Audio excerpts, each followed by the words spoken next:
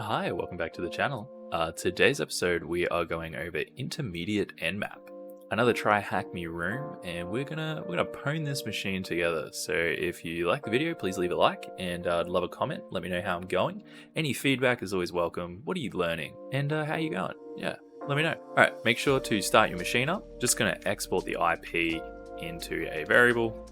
Make sure we got that there. Cool. All right, and I've just created an intermediate Nmap directory, which is currently empty. All right, so we've got a single task to find our flag, and let's go over our instructions here. You've learned some great Nmap skills. Hooray. Now, can you combine that with the other skills with Netcat and protocols to log into this machine and find the flag? This VM is listening on a high port. If you connect to it may give you some information you can use to connect to a lower port commonly used for remote access. Okay, interesting.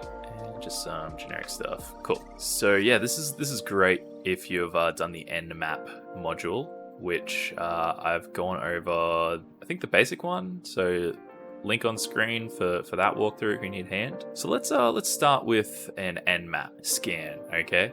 So a couple of suggestions here from earlier. So we always want to go verbose, or at least I want to. Dash capital A, so we want to, I think that's the aggressive, that's the all.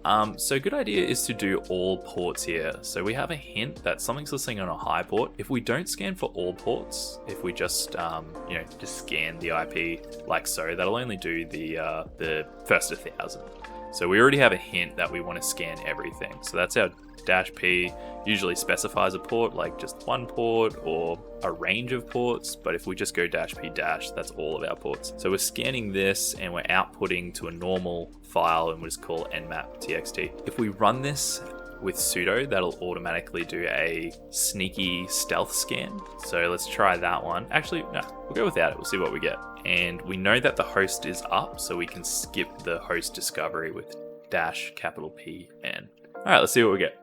Great, so I can see a port 22, so that's our SSH, and that lines up with what it was talking about with a lower port commonly used for remote access. So that's our commonly used remote access port. So I've got a pretty long wait time here, which is a bit of a worry. I don't think we should be seeing that.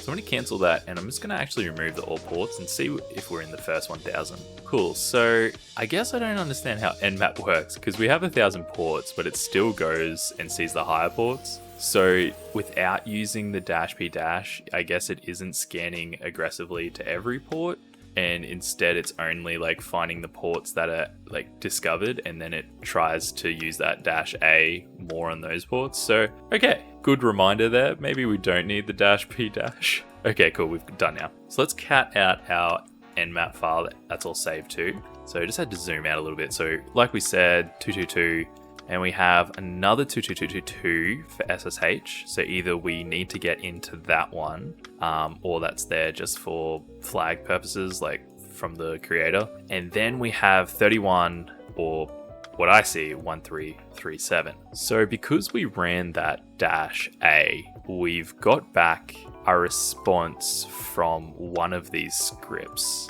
or this fingerprint strings. So it's gone through and it's picked out a string. So we can see here, in case I forget, user:pass for Ubuntu, that's the user, and then we've got, so they've left this behind for us to find. So thank goodness we've got the dash A. And since it's accepting TCP, we can use the browser going to the port and just make sure it's over our HTTP, and you can see here that it sends that back. So that's another way. Or just as an extra alternative, if we just ran Netcat and we use that port number and then the IP and then the port number, that would send and get back that same message. So there's a couple of ways that we could find this info. But going along with our instructions, we do just want to SSH, and we don't need to change the port. So we can go ahead and SSH using that user, Ubuntu, going into the IP, and we just go back and copy that. So normal IP stuff, paste in the password,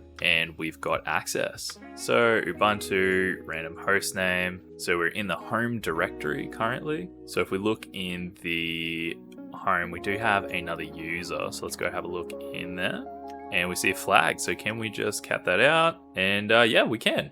How good is that? So that's our only flag that we need to find. So we can punch that in, and that'll finish the room. So there was a pretty good capture the flag to follow up from running Nmap. So I hope that you've found this useful. I got to admit, doing this in real time, I definitely got stuck on the different port. Just going back to our Nmap results, that extra SSH port, I was like hell bent on thinking that there was something there. So sometimes I really overcomplicate the process. So like going back over in these videos, it's kind of nice for me to simplify the process, but please know that I struggle with a lot of these challenges, if not all of them. And you're probably experiencing the same thing. It's just like when you don't know where you're going, everything seems like a possible way forward. So it can be really tricky. But yeah, what I'm learning from doing more CTFs, it's just like trying to identify the path, the thing to follow. That's like what I'm trying to hone in on every time. And the more we do these CTFs, like I think the better finding the path forward will be, even though still like going on the path is going to be hard. I feel like eventually we will get better at it together. So I hope you enjoyed the video. That was Intermediate Nmap from TryHackMe. Well done on solving the CTF together. I hope you enjoyed this video. If you've got any feedback, I'd like to hear your thoughts. Do you reckon this room was too easy, or was it just right?